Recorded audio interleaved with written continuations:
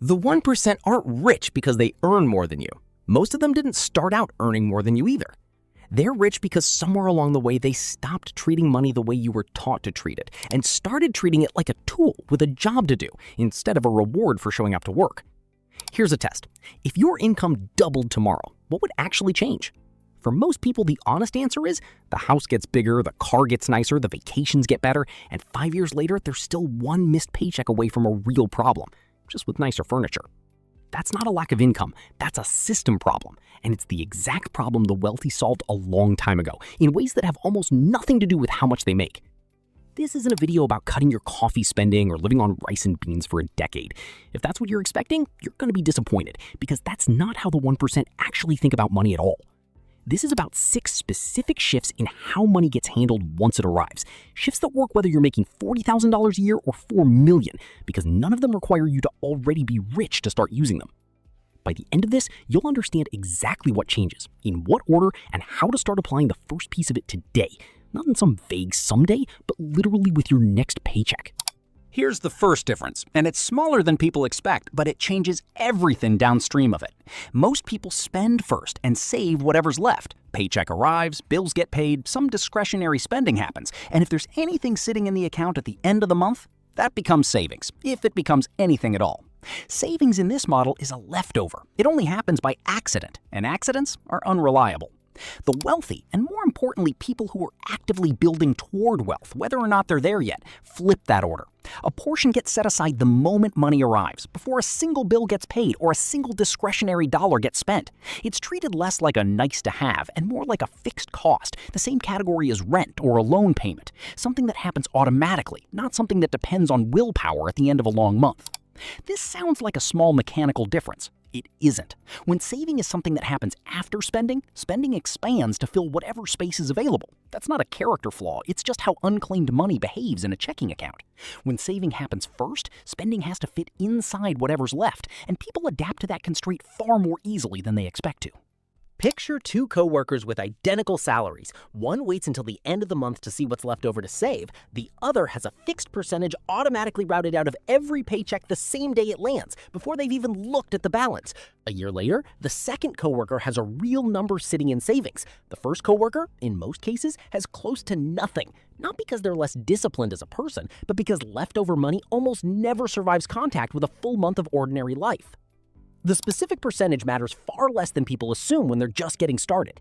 10% is a reasonable starting point for most incomes, but 5% automated consistently will outperform 25% that only happens when it's convenient, because consistency compounds and convenience doesn't. The number can grow later. What has to be true from day one is that it happens automatically, without requiring a decision every single time. There's a deeper reason this particular habit matters more than almost any other single thing on this list. It's the one that actually generates the raw material everything else in this video depends on. Tax strategy needs money to shelter. Investing needs money to deploy. None of the moves further down this list work on money that never gets set aside in the first place. This is the foundation everything else sits on top of, which is exactly why it comes first. Here's a number worth sitting with. For most people, taxes are the single largest expense they'll pay across their entire life. Larger than housing, larger than food, larger than anything else when you add it all up over decades. Most people treat that expense as fixed, the way they treat gravity, a fact of life you can't do anything about beyond filing the forms correctly. The wealthy treat it as one of the few genuinely controllable expenses they have, because unlike rent or groceries, the tax code isn't a flat price, it's a long list of rules, and a meaningful number of those rules exist specifically to reward certain financial behaviors with a lower bill. This isn't about anything illegal or aggressive. It's about understanding in plain terms that a dollar earned and immediately spent is taxed differently than a dollar directed into a retirement account or into certain investment structures or into specific business expenses that legitimately reduce taxable income. The tax code isn't neutral about how you use money. It has opinions, and those opinions are publicly available to anyone willing to read them. Here's a simple way to picture it. 2 people earn the identical income this year. One takes the entire paycheck as ordinary income, spends what they want, and pays the full tax bill on all of it.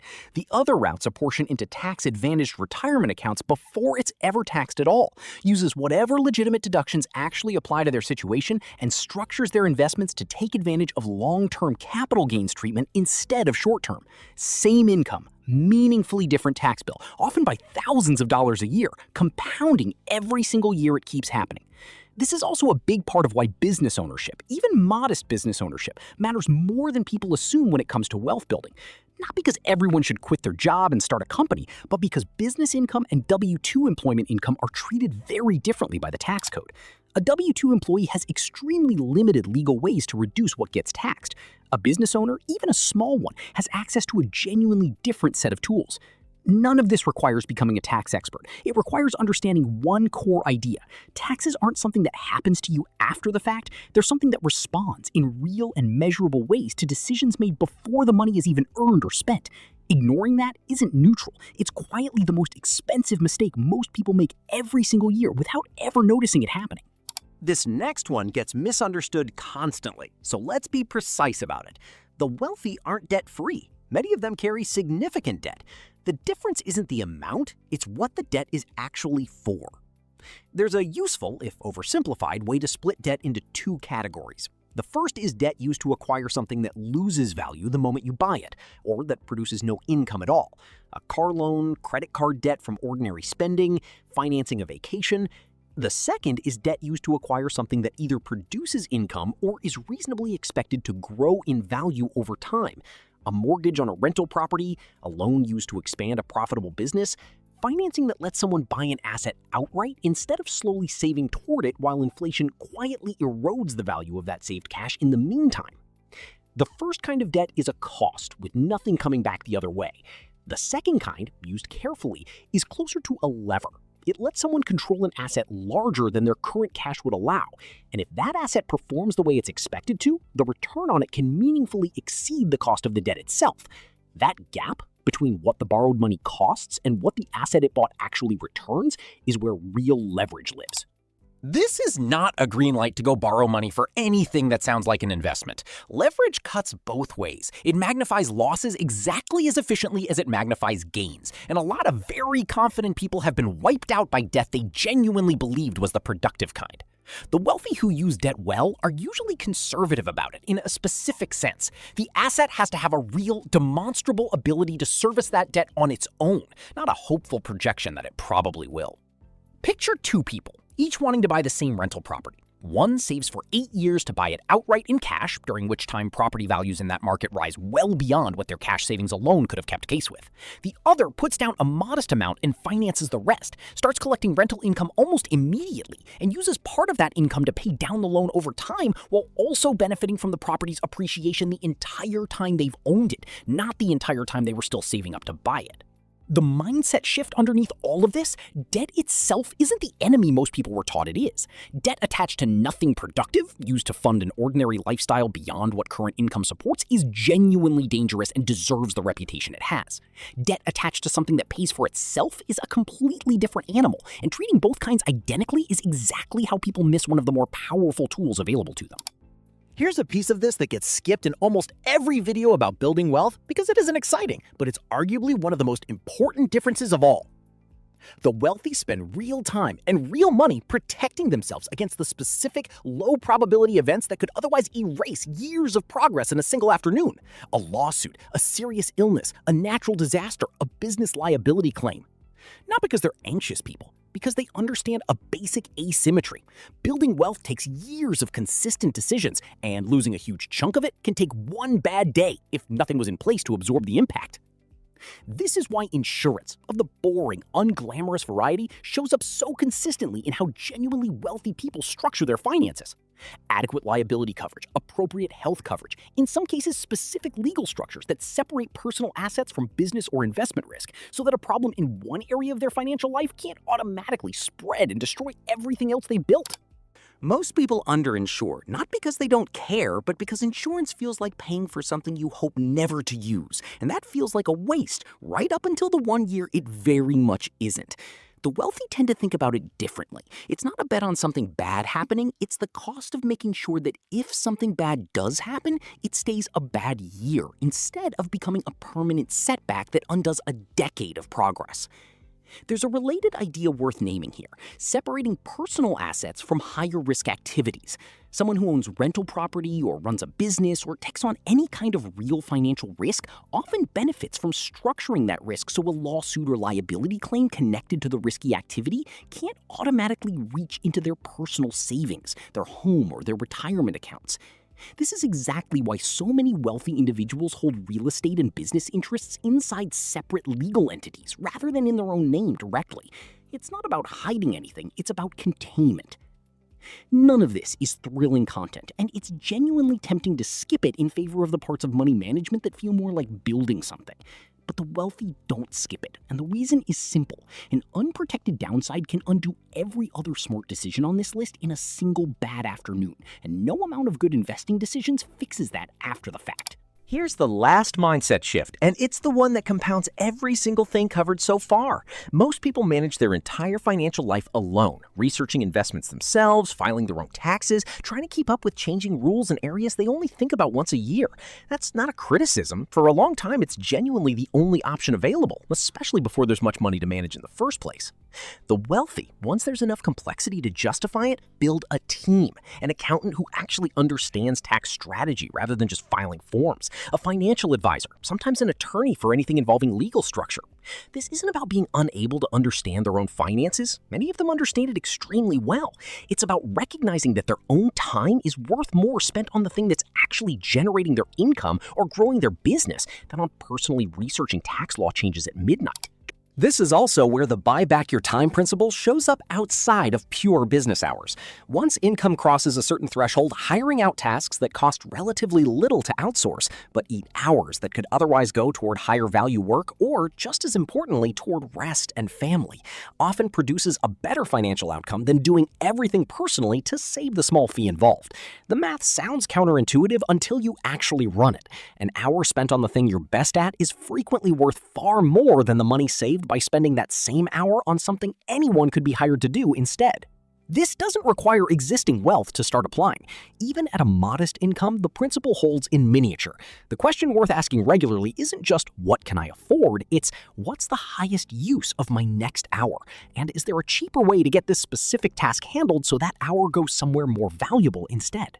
Picture someone early in this journey, still handling absolutely everything personally. Their own taxes, their own research, their own scheduling, genuinely capable, but perpetually stretched thin. Compare that to someone at a similar income who's begun delegating the lowest value tasks first, freeing up just a few hours a week and consistently redirecting those hours toward the thing that actually grows their income or their investments. Over several years, that redirected time compounds in a way that's easy to underestimate in any single week and very hard to miss by the time a decade has passed. None of this requires being rich first. That's really the entire point of laying it out this way. Every one of these 6 shifts is a way of thinking, not a minimum bank balance. And the way of thinking is available starting today, regardless of what your current paycheck looks like. Start with the first one because it's the foundation everything else depends on. Automate a portion of every paycheck to move out before you see it, even if that portion is small right now. The percentage matters far less than making it automatic and non-negotiable from the very first paycheck you apply it to. Next, spend a single afternoon actually understanding your own tax situation, not becoming an expert, just learning which specific accounts and deductions apply to your actual circumstances, because most people are leaving real, legal money on the table simply from never having looked. Get honest about your debt and sort it into the 2 categories covered earlier. Anything sitting in the first category, debt attached to nothing productive, deserves a real plan to pay it down because it's quietly working against every other move on this list the entire time it exists. Anything in the second category is worth understanding clearly rather than fearing on reflex. Take an honest look at your insurance coverage, even though it's genuinely the least exciting item on this entire list. A single afternoon reviewing what you actually have versus what you'd need if the worst reasonable scenario happened is one of the highest value, lowest cost hours you can spend all year. And finally, even before there's a team to build, start asking the time question regularly. What's the highest use of my next hour, and is there a cheaper way to handle this specific task so that that hour goes somewhere that actually moves things forward? None of these 6 shifts happen overnight, and none of them require a windfall to begin. What they require is starting in the right order on however small a scale currently makes sense and letting each one compound quietly in the background while the next one gets built on top of it. Go back to that question from the start. If your income doubled tomorrow, what would actually change? For most people, the honest answer is still nothing structural, just a bigger version of the exact same system that isn't working particularly well right now. The wealthy didn't get where they are by waiting for a bigger income to eventually fix that system on its own. They fixed the system first at whatever income they had at the time and let a bigger income amplify something that was already working, instead of hoping it would somehow fix something that wasn't. That's really the whole video, compressed into one idea. It was never about the size of the number arriving each month. It was about what happens to that number in the seconds, days, and years after it arrives, where it gets routed, what it's protected from, and whose time it eventually buys back. You don't need to be in the 1% to start managing money the way they do. You need to start managing it that way first, and let that be exactly how you get there. If you want the next video in this series, the specific order to build an emergency fund, pay down debt, and start investing when you're starting from close to zero, that's coming next. Subscribe so you don't miss it.